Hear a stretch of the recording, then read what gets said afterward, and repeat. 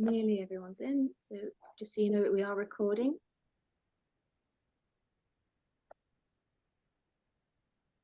What I'm going to do as well is put, Megan, you don't mind if I put a little spotlight on maybe yourself so everyone can see you, and I will do an introduction in 2 seconds. Nearly everyone's in, so just so you know, we are recording. Let's close that window. So our YouTube echo done.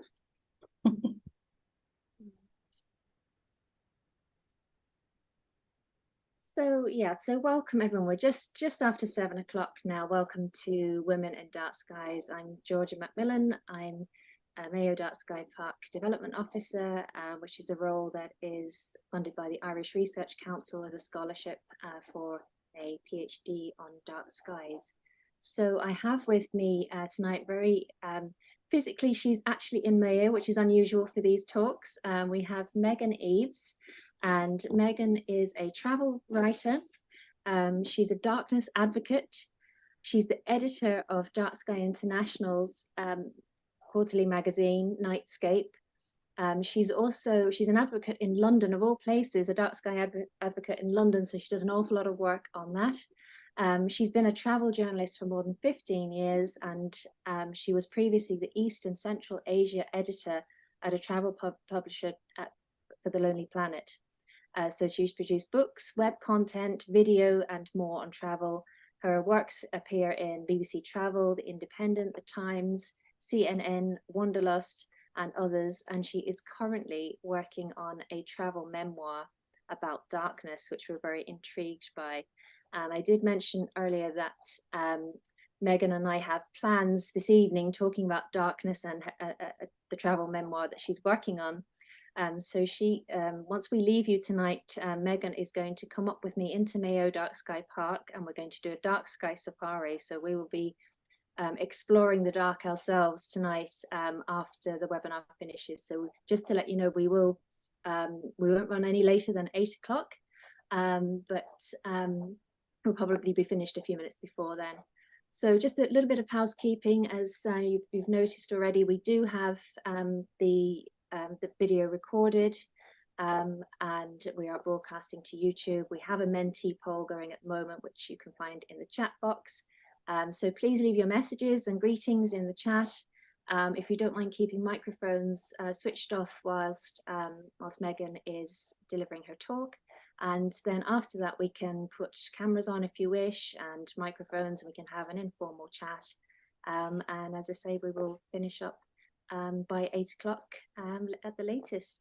So with that, Megan, if I can hand over to you and welcome you, and thank you so much for joining our series of Women in Dark Skies. Thank you, Georgia. I am absolutely delighted to be here. I'm really happy to be in County Mayo tonight, although it's a little bit stormy. So I suspect we may get a little bit wet later, but that's all part of the fun and joy, really, of being outside in the dark at night. You never quite know what you're going to get, and that's it's kind of the excitement. So thank you for the warm welcome, both tonight, this evening here, and also at the Mayo Dark Sky Festival. I've been attending the Mayo Dark Sky Festival all weekend, and it was an absolutely wonderful event. If you weren't able to make it this year, I really recommend looking forward to it next year. It's a phenomenal event full of music and art and science and amazing Irish landscapes and poetry, and it's just been fantastic. So put it on your calendar for next year. Thank you for inviting me to come and talk a little bit about what I do, combining dark skies and travel, which are kind of two of my big passions. As Georgia introduced me very kindly, I have been a travel writer for upwards of 15 years, going on 20 years. Ooh. And so I got more into the dark sky stuff, and I'll talk a little bit about what that means in case that's not a familiar term to you. But I got into that more recently, although it was something that I was interested in as a child as well. As Georgia said, I live in London, which is probably the most light polluted place imaginable. there is almost no view of the night sky there, and almost no sense of the dark there either. And that was part of what got me interested in traveling to see the night sky. And I think that's a story that many people can relate to, because most of us live in cities. So I'll get into that a little bit, but just, to introduce myself a little bit. As I said, I'm a travel writer and a journalist. I work with DarkSky International. They've recently changed their name. They used to be called the International Dark Sky Association. So it's been shortened, but it's the same organization. And I work as a delegate and advocate, and I also edit, publish, write, produce, create the quarterly magazine for that organization, which is called Nightscape. And it's all about the world of dark skies, advocacy, policy, science, and anything related to protection of the night and eradication of light pollution. I also founded a community group in London to try to tackle this, because our cities are sort of ground zero for where light pollution begins and what causes light pollution. So if we can do it in a big city, then we can really actually make some progress on light pollution. So, but you can probably tell from my accent that I was not born and raised in London. I actually grew up in the Southwest US in the state of New Mexico, which is where I was first exposed to dark skies. I've worked for some fantastic publications. I'm very lucky to have had a good career so far, and these are just a few pictures of me on the road, working for Lonely Planet, mostly out in Central Asia, China, Taiwan, South Korea. So the top right picture of my is my COVID mask, which I actually had before COVID, believe it or not, because I spent a lot of time in China, and it's been kind of normal to wear a mask in China when you're ill. So I've had that mask for a long time, but yeah, it got a lot of use over the last few years. But people always tell me it's very on brand, because it's like the universe. So yeah, there's pictures of me in a helicopter over Tajikistan in the Pamir Mountains, and on the road updating a guidebook somewhere in Western China. I can't quite remember where that was, but what a guidebook writer's life mostly looks like is that, rather than anything more sexy. It's usually a lot of buses and a lot of timetables and updating on bumpy roads. So how I got into dark skies and you know, my story about this is really one about growing up in a time and place when we did actually have access to the night sky. And I'll talk a little bit in a minute about how light pollution is increasing. But I was raised in a rural part of northern New Mexico in the Southwest USA. It's at the very bottom tip of the Rocky Mountains. It's very high elevation, dry, lots of clear nights, and lots of stars. My dad, who you can see there,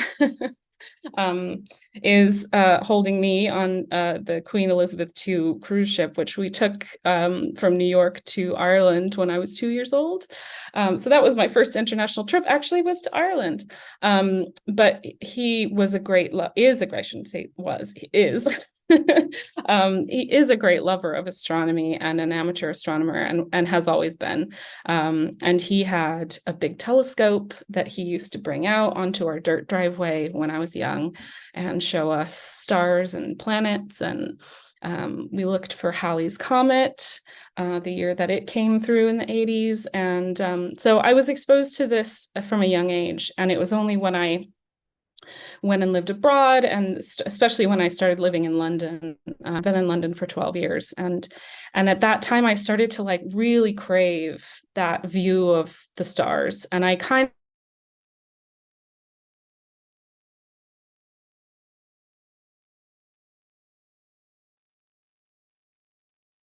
may have lost connection there. We'll just hold on a second. Give Megan a chance. She's in Morani. She did say the signal was a little bit blinky this evening, but hopefully she'll come back quickly. And folks, just while we're checking, I'm going to pop a chat message in for the Menti screen. So maybe you could take a look at that. Hopefully we'll get Megan back. Just message her.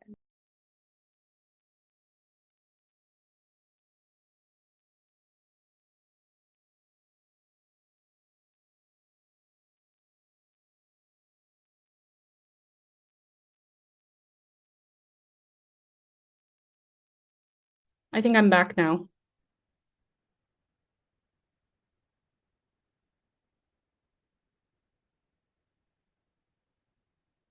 Okay.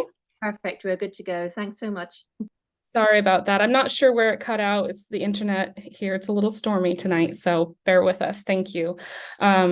So I basically began planning dark sky trips to get away from the light pollution of London, and that's how my story with dark sky travel began. And it continues. It's kind of taken over my life. So be careful what you wish for. But it's a really growing form of travel. And I'll talk more about that in a moment. So light pollution, what we know about light pollution, and I'm going to just talk very briefly about light pollution because I know we may have a mixed audience here, some of whom know a lot more about this topic than others. So I just want to do a little introduction about where we are and what we know about light pollution and why it's a problem. So this is a view of a light pollution map of Europe. You can see the source there.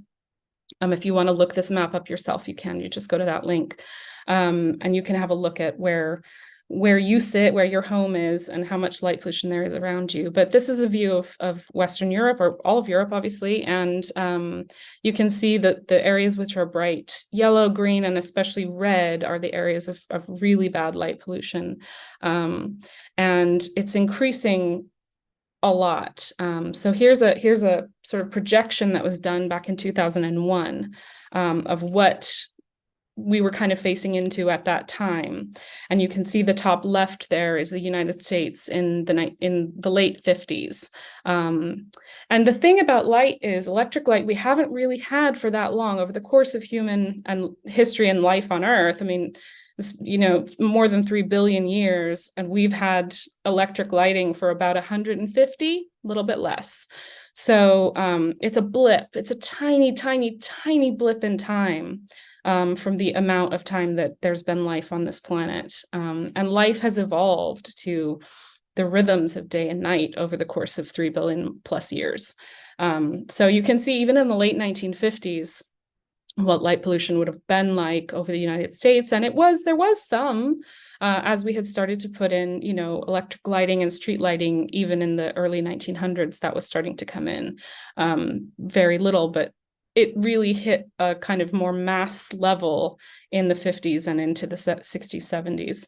And so now we're to a place where we're just using it almost without restriction, pretty much without restriction. And there's a growing set of research about what this is doing to us and what this is doing to our ecosystems and our planet and our human health. But this is just to give you an idea about how light pollution is growing. And I should also say that there was research that came out earlier this year. Previous research had suggested light pollution was growing at 2% per year. And in fact, they've now confirmed that it's growing at 10% per year, which is astronomical. So it's really kind of a thing that's getting out of hand. But I don't want to be too much of a downer. It's actually a problem that's quite simple and straightforward and easy to solve. We have all of the solutions. It's more a matter of just implementing them and raising awareness about this problem. So why is it a problem?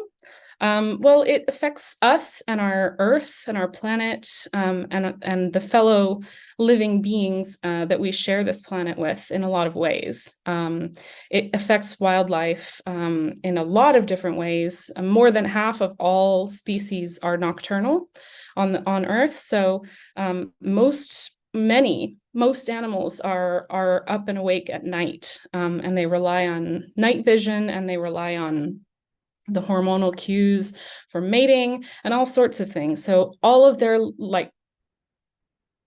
life systems essentially rely on this day-night cycle. And the same is true for humans. So we're learning more and more about how light pollution and light at night affects our human health.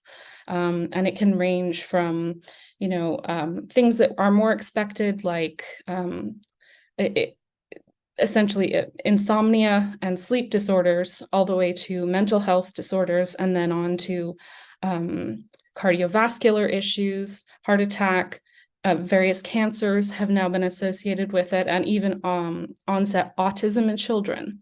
So there are many things that this affects that we don't fully understand yet, but we know enough to know that it's a problem. It can also obviously rob us of our heritage. So humans have been looking at the night sky and enjoying the view of the cosmos for millennia, and we've built it into our artwork. It's inspired songs and literature and poetry.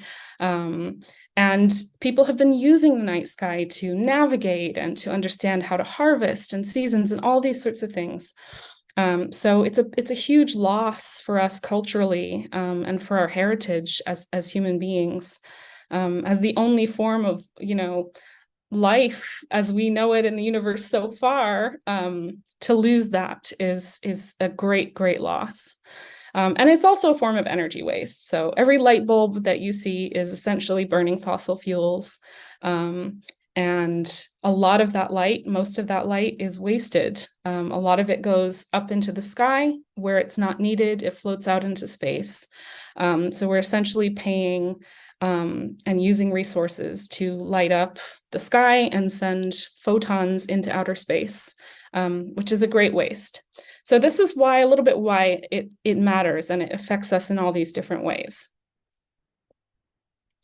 And this was just a nice infographic that I found from the Exeter Science Center, which talks a little bit about the types of artificial light there are. You can see there on the left, street lights and bollards and light from our houses and sports stadiums and all that sort of thing, but also how it can affect wildlife, and then some solutions.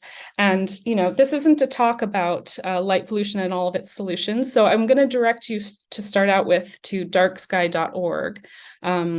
Particularly if this is an issue that starts to resonate with you and you want to figure out what you can do or get involved, there's a tab at the top of that website, darksky.org, that's called Get Involved, and you can look at how you can start with, your own home, just looking at your exterior lighting and looking at your window blinds, just to see how you might be helping with light pollution. It's the same thing with recycling. We can all do our little small part, and if we all do, that helps a lot.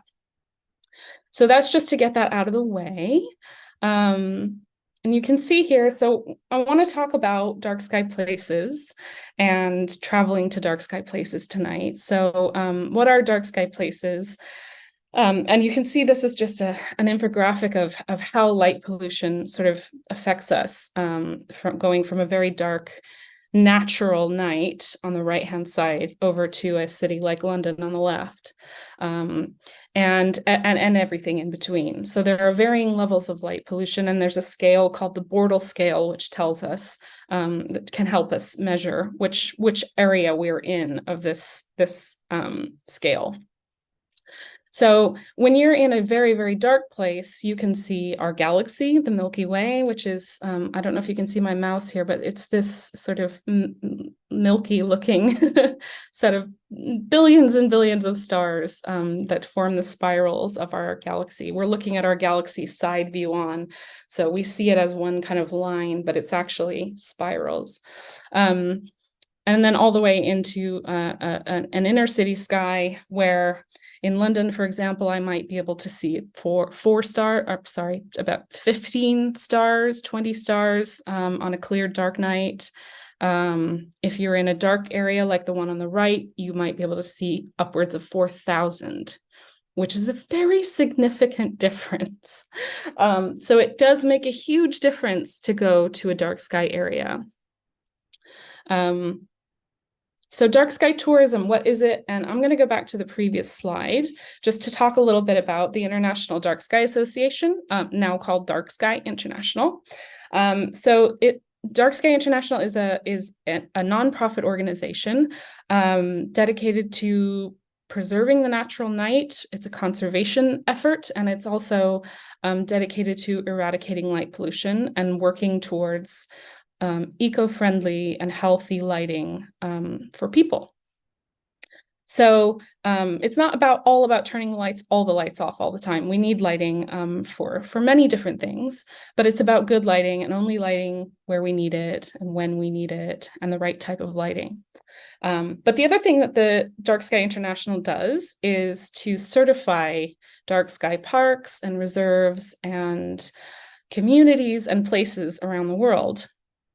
And this is a little bit like the UNESCO World Heritage certification program. So each of these parks and reserves that want to become certified have to go through quite a rigorous process, which involves usually around 2-year process of applications, and they have to create a lighting management plan, and they go through all sorts of checks and balances, and they do annual reports to prove that their ongoing efforts to preserve the night and also create educational and tourist outreach programs for people to come and learn and enjoy the night. So there are many such places now. There are actually more than 200 certified places in the world, and that number is growing all the time because DarkSky is continuously reviewing new applications and certifying new places. So this is my favorite place to start, and this is where I got started with my DarkSky travel sort of career is by looking at these places that had already been certified and seeing if I could go visit them. And the wonderful thing is that part of the certification program ensures that people have access to these parks. So they're usually open to the public. Often they need to have some kind of education or outreach effort. So stargazing evenings, star parties, scientific talks, festivals like the one that we have here in Mayo Dark Sky Park. And so, yeah, I'm just down the road from one here, and we've been out in it all weekend. It's a beautiful place here in Wildnuffin National Park in the west of Ireland, and it is a certified dark sky park. And so it's people like Georgia, who introduced me, who are doing this amazing work to create programs for people to come and learn about the night. So that's just one great way to get started into dark sky travels, and that's how I did. So along with all the certifications and the new places that are constantly hitting the news headlines now, there is a growing interest across the travel industry in the idea of dark sky tourism. And there are a few different types of dark sky tourism, which I'll talk about in a minute. But just to give you an idea, I'm sorry, this is very self-promotional, but all of these articles were written by me. But just to give you an idea, I'm not the only journalist covering this topic. There are a number of fantastic journalists who have been writing on this topic already, covering everything from, stargazing tours to night safaris and all that sort of thing. But it's just to give you an idea of the types of coverage that this is getting. It is definitely a growing trend. It's a new type of travel. And especially during and after COVID, when there were lockdowns and people were starting to crave being outside and crave learning the natural world, it has grown immensely. And I have seen a significant uptick just in my own research and in my own being commissioned to write about this topic. It has definitely grown, which is great to see. And it has a lot of benefits for the tourism sector because, tourism right now is going through some pains in terms of it's not the most eco-friendly thing all the time. And flying is really bad for the environment. So there's a lot of things we have to consider about travel, but there are also many benefits, and it is important for communities around the world, especially remote communities who don't actually get that many visitors. To have even a few visitors every year is absolutely essential for many, many places. And it, of course, can teach us about the world and about other people, and it builds tolerance and kindness among people and respect. So I think it's a really important thing that we all still keep traveling, but we find ways to do it that are better for the planet. And so dark sky tourism has that going for it. It gets people to places at odd times of year. So the off season is usually the winter, when there are fewer visitors, and the shoulder seasons in spring and autumn. So that's usually the best time to go out and see the night sky, because in winter, in any hemisphere, you have usually longer hours of darkness, just because of the Earth's tilt. I won't go into a physics lesson, I promise. But we have longer hours of darkness in winter. And so dark sky tourism is a great way of getting visitors in on the off season. So that's just a little bit about why it's a growing trend. So what is it? Well, I mean, I think we can all kind of gather that already, but there are kind of different elements of dark sky tourism. So the idea of essentially being out in a nighttime area, protected place, usually a natural place, but not always, and in somewhere that you can experience something related to the night, the natural night. So it is in many ways an ecotourism experience. We have, within that umbrella of dark sky tourism, we also have astrotourism specifically, which is mostly concerned with astronomy, so viewing planets and stars and celestial objects, galaxies. Often involves a telescope, which is cool, and often involves an astronomer, a guide who knows the night sky very well, or maybe visiting an observatory. But there are other kinds of nocturnal tourism, which I find very exciting as well. And I think this is the most sort of growing aspect of dark sky travel. And that is tourism experiences that take in other aspects of the night. So these can be wildlife experiences, being out on a night hike, like I'm about to do with Georgia. We're going to go out and talk about Irish myth. And be out in the dark sky park at night. There can be retreats. There can be a spiritual aspect to this. So there's all kinds of elements of being out at night and being in the dark that is ripe for new tourism products, for people to have, whatever is interesting in their local area. I was in the island of La Palma, which is in the Canary Islands. And they have a tremendous astronomy offering there. They have a really important worldly important observatory there.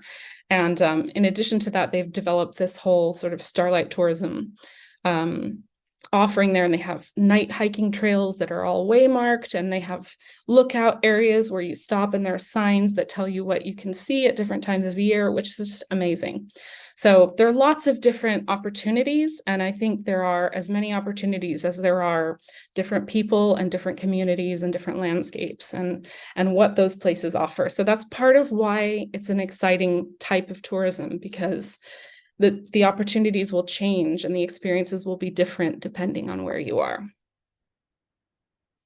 I won't go too deep into this, but just in case there are tourism people in the audience or travel journalists in the audience, we have a few good success stories of different parks and international dark sky places that have really been successful. And I think County Mayo is a good example. Mayo Dark Sky Park, Georgia, we'll have to talk at some point, because I'd love to know if you guys have done any type of kind of reporting on this yet. But just in terms of, creating jobs, new revenue, for example, Galloway Forest Park in Scotland, which was the first dark sky park in the UK, did a report after their first 10 years, and they had seen, £500,000 revenue just from the dark sky tourism, people coming in to see the night sky and to see the dark sky park. So similar story in Northumberland, also in the north of England, and in Colorado. The state of Colorado in the US has had enormous success and huge revenues coming in. You can see they've estimated around $3.8 billion added value for local economies, which is enormous. And this is just by certifying their dark sky places, adding communities into that, and developing tours and products for people to come and see their amazing night skies. And there are other places there you can see, screenshot, feel free. And there are many more besides. So if you're interested in where, the best place to start is darksky.org and have a look at their list of certified places. just going to take a little drink of water before I start my travel stories. So I was just going to tell a few little travel stories, and I want to make sure to leave time for questions in case there are any. But just of a few places I've been that had incredible night skies. And the first one that always comes to mind when people ask me, what's the best night sky you've ever seen? They're all different and they're all wonderful in their own way. And each one is bound up inherently with the landscape and the communities and the culture of that place. So it's hard to kind of say that there's one that's better than another. I love them all, but I loved my time in Central Asia. And I'll tell you why, and I'll come back to these photos in a second. But here's a light pollution map of Central Asia. And you can see the countries of Central Asia here is Kazakhstan, Uzbekistan, Kyrgyzstan here, Tajikistan there. We've also got Turkmenistan, which I haven't visited. It's a little more difficult to visit. But I've been to all of these others. And the night sky in all of them that I have seen has been incredible. And you can see why. Basically, there's no light pollution. We've got a little bit of light pollution here around Tashkent, which is the capital of Uzbekistan. And there's a few cities in this little corridor here between Uzbekistan and Kyrgyzstan, where there are a little bit more light pollution starting. But basically, you can see that this is a huge bowl of darkness, and it's wonderful. The other thing about most of Central Asia, the landscapes do vary, but for the most part, it's a higher elevation and often quite dry. So those are good conditions for viewing the night sky. You can see the stars better usually at higher elevations when there's less debris and dust and things in the atmosphere, or moisture in the atmosphere, or clouds as well, obviously inhibit your view. So this is an amazing place to see the night sky. Now, this photo on the bottom left is me. I will apologize now if there is anybody in the audience who is offended by light painting. It does have light painting. Light painting is using flashlights, torches, or car headlights, or any kind of artificial illumination to make a night sky picture look more interesting. And you see it in lots of night sky pictures. Lots of photographers do it. We're really trying not to do it at Nightscape at the DarkSky International magazine because, we really want to set the example that we shouldn't be introducing light into a landscape, and that we could really see the stars here without that light painting. But it's a cool photo, so I still use it. So my apologies in advance for that. But this was in Kyrgyzstan, and I think that night there was probably one of the most memorable and astonishing night skies I've ever seen. It was in the western part of Kyrgyzstan, the eastern part of Kyrgyzstan, all the way close up to the Chinese border. Way out in a valley called, I can't remember the name of the valley. It's a very long name, but it's near a lake called Kol Su, which is basically a glacial lake. There's a glacier that comes down, and there's this amazing kind of lake that cuts out through this rocky valley. And we stayed with a nomad family. They were like the only ones living in the valley, and they had their summer camp made there, and they welcomed adventurous tourists who could find their way there. They had 3 yurts where you could sleep. Yurts are these big nomad tents that they use in Central Asia. And it was just the most amazing place. They had a few horses. We did a horse trek. And so the first night that we were there, it had actually started snowing. It was September, but it snowed during the day and it was quite cold. And then we went to sleep, and I was with a friend of mine who actually lives in Kyrgyzstan. His name is Stephen Leoy. He took this photo.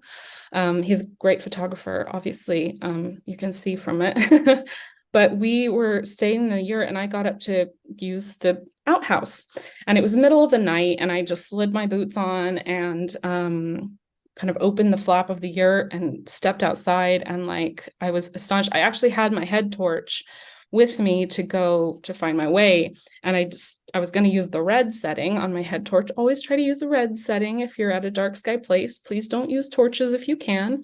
Red setting is better because it's a longer wavelength and it's easier on our eyes and it's better for wildlife. That's my little rant. But yeah, so I had my head torch, but I didn't need it because I could see my way across the landscape because of starlight. And that is the only time in my life that I've ever been able to find my way. There was no moon, but I could see my way using just starlight, and that was astonishing.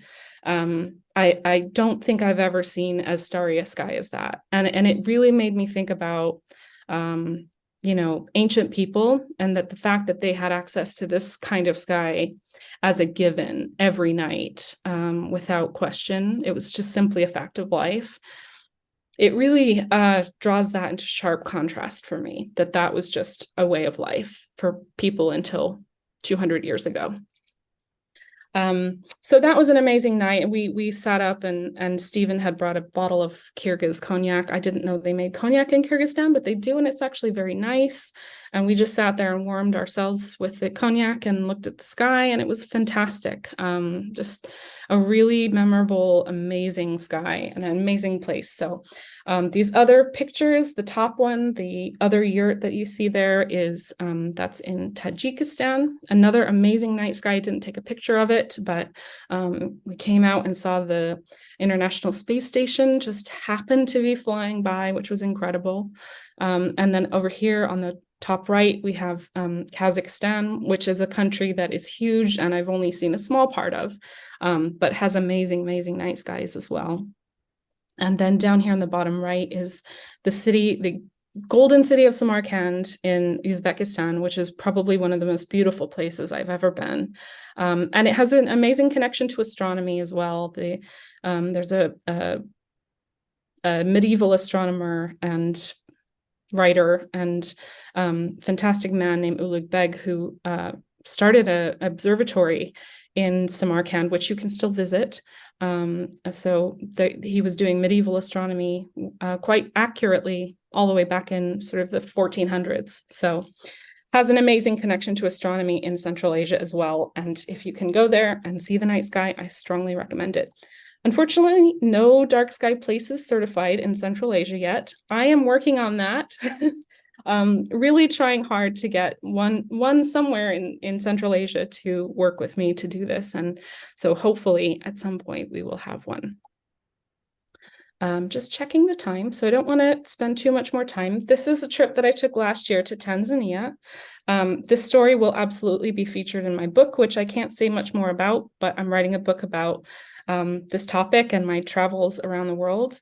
And this was an amazing place. This is a Ruaha National Park, which is in the southwest part of Tanzania. It's the lesser visited park. So most people go to Tanzania to the Serengeti to see the wildebeest migration, which I did as well. But this part of Tanzania is much less visited and absolutely stunning.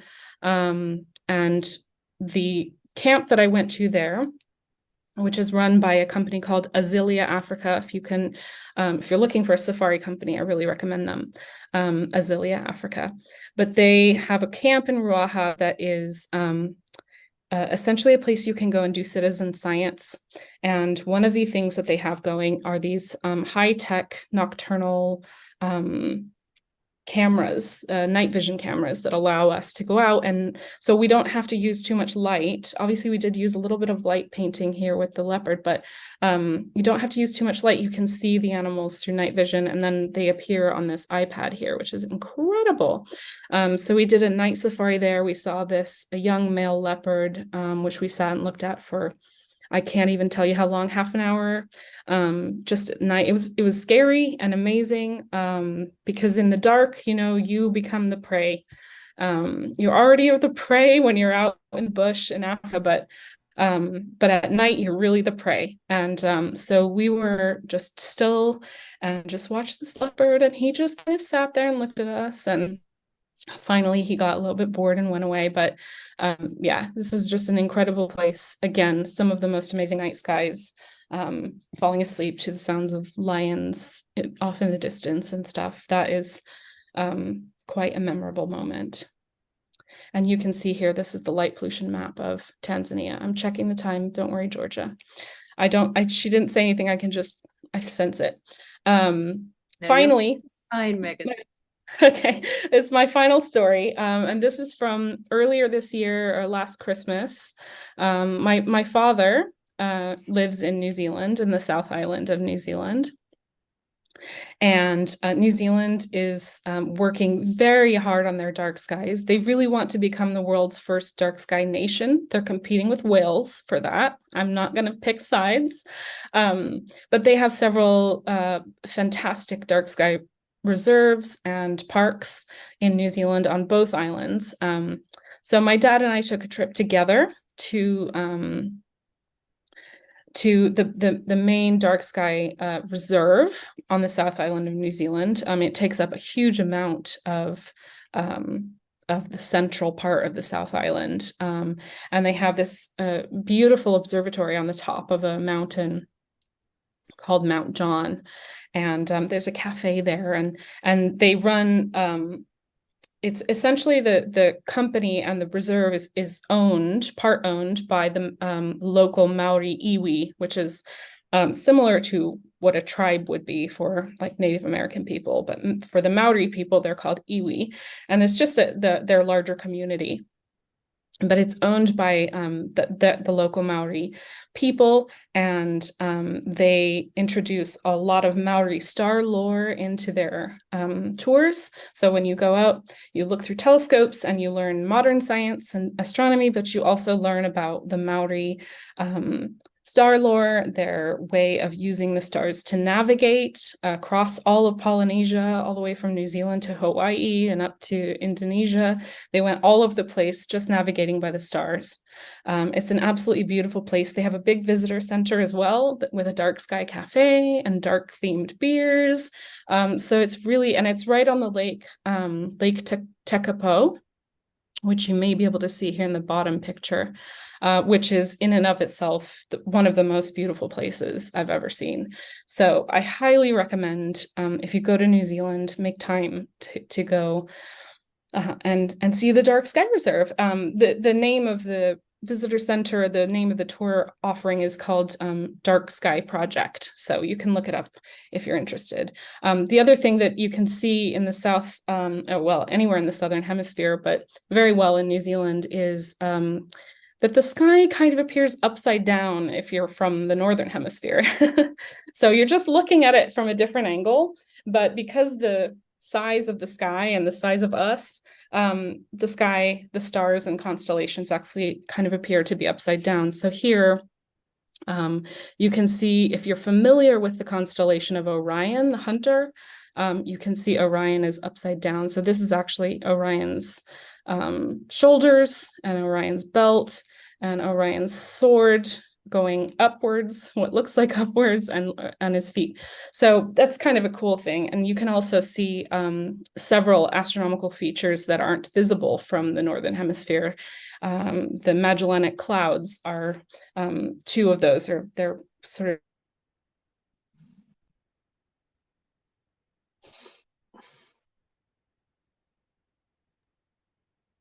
Oh, I hope we haven't lost her now. That's so nearly there that we just.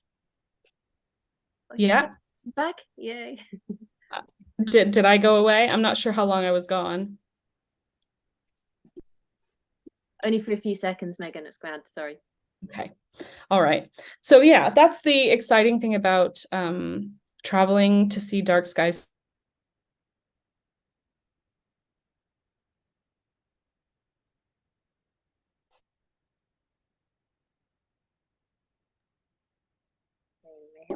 I'm going to skip those and go finally on to how to plan a trip. These are just a few tips. You can screenshot or find me afterwards if you want to take these down. But like I said, the best way to start is to look up darksky.org and see the full list of international dark sky places. There are places all over the world.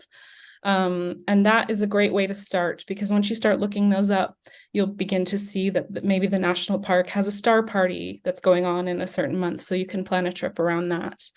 Another thing to look for are annual celestial events. So these are things like eclipses, meteor showers.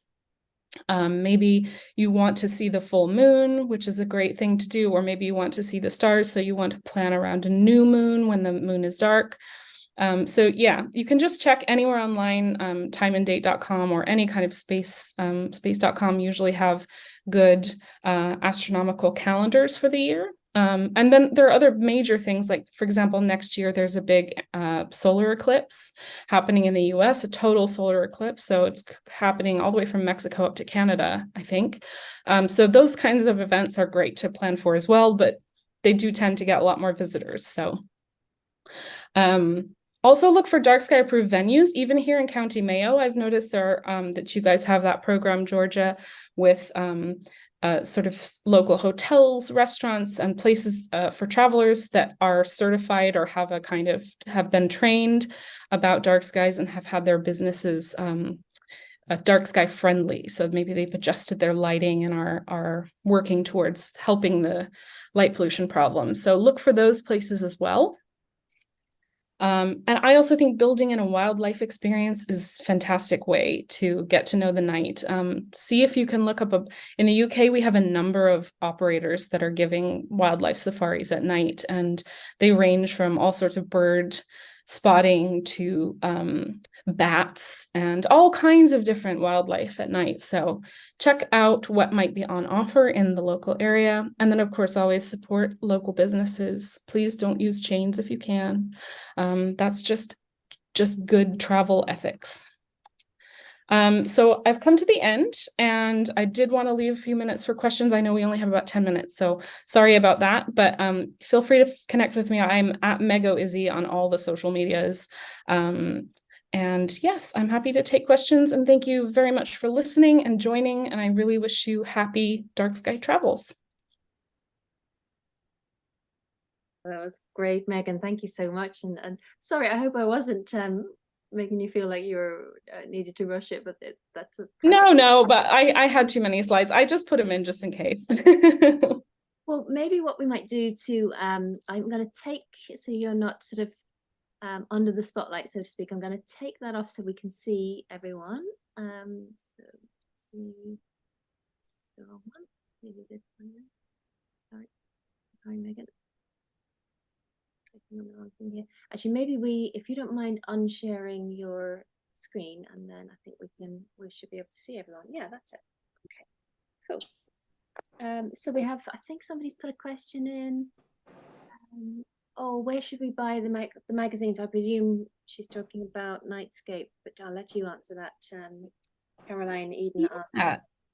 So Nightscape is a quarterly magazine that's published by DarkSky International, and it is actually a perk for members of DarkSky International and advocates. So you can get it by subscribing as a member to DarkSky. It's not massively expensive, and it supports all the DarkSky work that very tiny team of only a few people do to help mitigate light pollution and certify all of these wonderful dark sky places. So you'll get the magazine for free if you do that. It goes out in PDF form all around the world, and I think we're trying to work right now on getting it out in print to everybody all over internationally. So currently it goes out in print in the US, and we really want to get that to try to get it to everybody. So yes, please do become a member, and it's about the cost of a magazine subscription anyway. Just popping it in chat, just the link to remind people. I know you've said it a few times, but it is, and just there probably are a few members already in here, but if not, I can only second that. It is well worth joining I keep going to say IDA, but no, IDA no longer. No. DarkSky Ireland. Habits. And of course, the same letters, we have our new NGO for Ireland, DarkSky Ireland, DSI. So we're a little bit confused, but that's okay. Anyone have any other questions? Because it would be nice maybe even to hear, you can switch on your mic if you're not too shy. We have actually just a little comment that's come in from Ellen. So she said, tried to find the dark sky location in Hawaii, but couldn't find one on darksky.org. Is there one? Do you know, Megan? That's a great question. I don't know the answer to that. I was just going to try to go to our website. I don't have them all memorized. There are more than 200. But if there were one, I don't think there is, but that doesn't mean that there's not dark sky tourism in Hawaii. There is a really important astronomical observatory on Mauna Kea, which I believe people can visit. So there are opportunities in Hawaii, whether or not I don't think that we have one. I'm sorry. I'll check that and put it in the chat in a second, but I don't think there is. But you know, it's down to there being local communities who have the time and energy to put into, and Georgia can attest to this. It is not a small feat to have a dark sky certified place. It takes a lot of effort and a lot of upkeep and a lot of passion. So it's down to communities and people like Georgia who are doing that work in the local location to get a place certified. I think what I would add to that is the main thing is the ongoing. So, and we are very lucky in Mayo that we have such good support. Like as you've seen this weekend, we've had a wonderful community-led event, and I think that's the most important thing, that it is led by our community here between Newport Mulroney and Valley Croix. We're very lucky. Yeah. So, I mean, it is such a wonderful part of that program, and it is, you know, it's really an important part of all the certification is to have that community involvement, and that makes the travel experience more special for visitors too, because you know you really do get a chance to meet people from the area and learn something about the heritage of the area, which is great. Megan, have you ever been to the Astro Stays in the Himalaya? Not yet, but it's on my list. I can talk a little bit about it. It's the most amazing program. It's in Ladakh in India, northern India, up in the Himalaya. And basically they have a kind of regenerative travel offering. So everybody that goes on an expedition with them is also participating in helping to get solar electricity installed in villages that didn't have it previously. And they are installing basically community telescopes in villages that are basically run by local women homestay owners. And so you can go and stay and learn about astronomy from a woman. And I believe this year they've just opened another new offering, which is an experience of stargazing with Buddhist monks. And they have a monastery that has also added telescopes. So it's an amazing place. It's called Astro Stays, and definitely it's on my list. Pop that in as well. I think it's astrostays.com, but I'm sure so too. Correct me if not. Great. Maybe we could go together.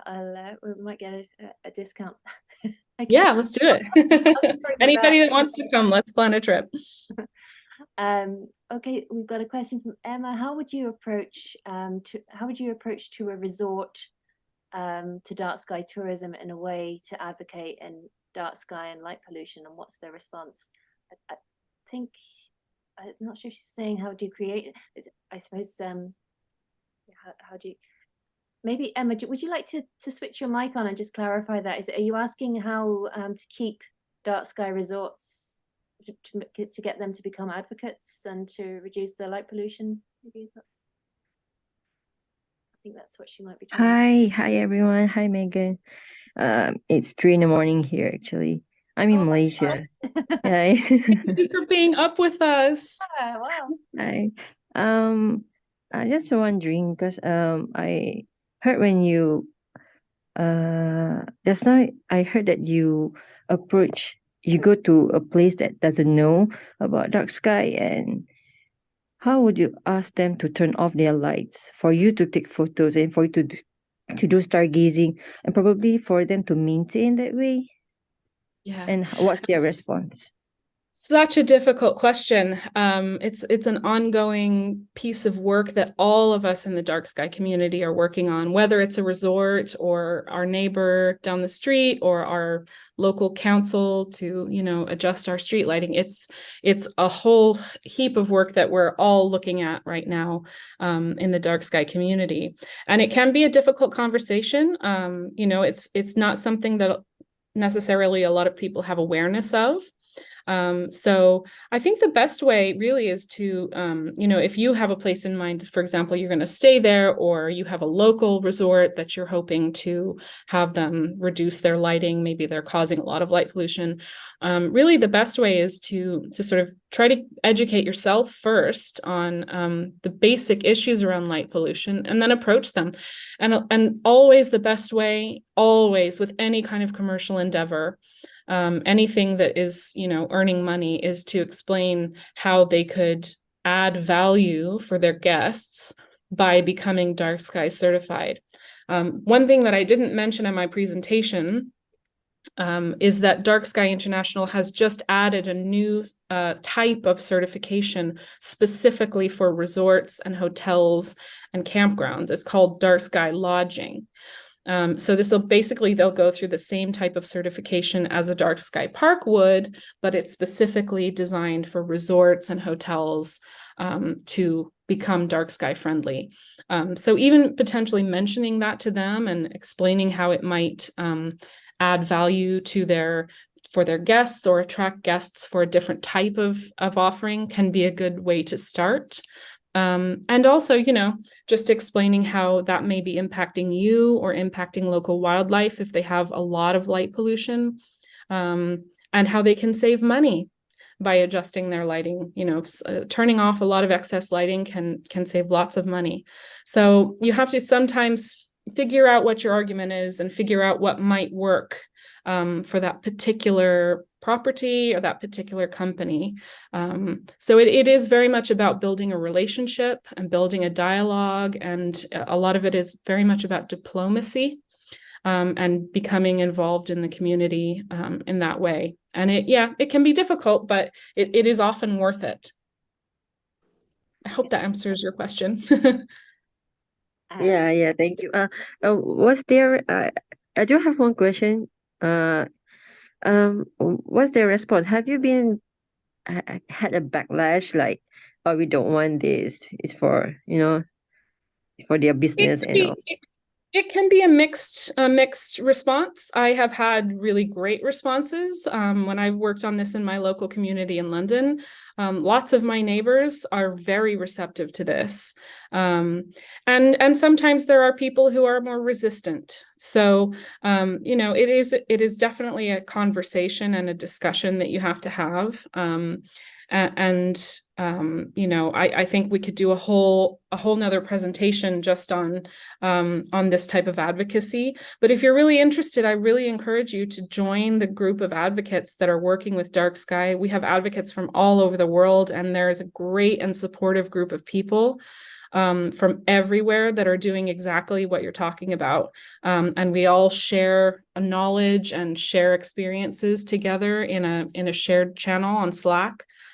So if it's something that you're really thinking about, I really encourage you to join up with the group, because there's a very supportive group of people. Megan. Thank you, Megan. I think Mary Stack has the question of the moment, or the comment of the moment. She says, I saw that one. Yeah, the current aurora visible in Ireland. Well, she's not sure she'll see it in Cork. I'm not sure if we'll see it here either tonight, but kind of exciting the last few days, especially, is even just catching a glimpse from Newport Town last night. Yeah, it's been amazing. I didn't see it last night. I just missed it. But I will say that right now is a great time, and you're probably seeing a lot of headlines about the aurora right now, because we are currently the sun goes through a cycle of sort of when it has more flares and when it has fewer flares. And right now we're in the solar maximum. So this is a sort of 7-year cycle, and we're right at the peak of the flare maximum. So we're going to be seeing a lot more of the aurora over the coming sort of next year or two. So it's a great time to maybe think about planning, if you're really keen to see aurora, maybe plan a trip to somewhere up in the Arctic Circle, up in Iceland or the Nordic countries, or even here in Ireland, in the north parts of Scotland as well, can be really good places to see it. I actually went to Iceland late last year, and we were there, I don't know, 3 or 4 nights, and didn't see a thing. And then we came home to Ireland and we saw we had a magnificent display on our doorstep. So you never know. No, maybe you just stay in Cork. Yeah, so good luck, Mary. We'll cross our fingers for you. Okay, thank you. Folks, we may have to wrap it up, unfortunately, but unless anyone has a burning question that they would like to pop on. Geraldine, will Mayo.Sky Park be holding any special events? Well, we have weekly walks on Friday nights at 8 o'clock. So this Friday, regardless of the weather, unless there's a weather warning, we will be out in Mayo.Sky Park. So I'm going to pop our website link in the chat, and also Megan, your meganeaves.com. Is that your website, Megan? So I'm going to pop both Yes, in that's the correct. chat. So and anything over the Christmas period, we may do a special event. The other place to check out is Newport Astronomy Club.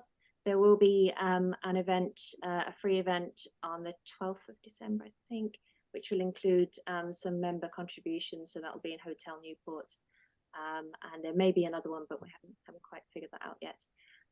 But certainly the weekly walks, if we get the opportunity, there are weekly walks with stargazing as well. Dark Sky membership, I think, is about $30, something like that. It's not very much. Yeah, I believe so. But it's all on their website, Isadora. And the other place, actually, let me just, because I see Claire Masterson here, and thank you for joining us, Claire, from Dark Sky Ireland. So I'm going to pop in that website as well. So those of you who are not in Mayo but are in Ireland might want to check out the work of Dark Sky Ireland, our NGO. So there's a lot of information there, particularly on lighting and getting light right. So I think maybe with that we might have to dash out into the dark, myself and Megan. And but Megan, thank you so much. It's been lovely to sort of have you all in person in Mayo and this talk. And I'm sure if people have other questions, we could perhaps follow up by email, and unless you have absolutely, and come find me on social media if you use that. Yeah, thank you everybody. Thank you, Georgia, for having me, and thank you all for coming and listening and asking questions. It's nice to see you all, and I hope that you are able to go out and see the night sky somewhere in the world. Okay, good night, folks. We will have this recorded and on YouTube if you do want to if you missed any part of it. But once again, Megan, thanks, and I will see you soon in Newport. Okay, good night. Sounds good. Bye. Bye, everyone.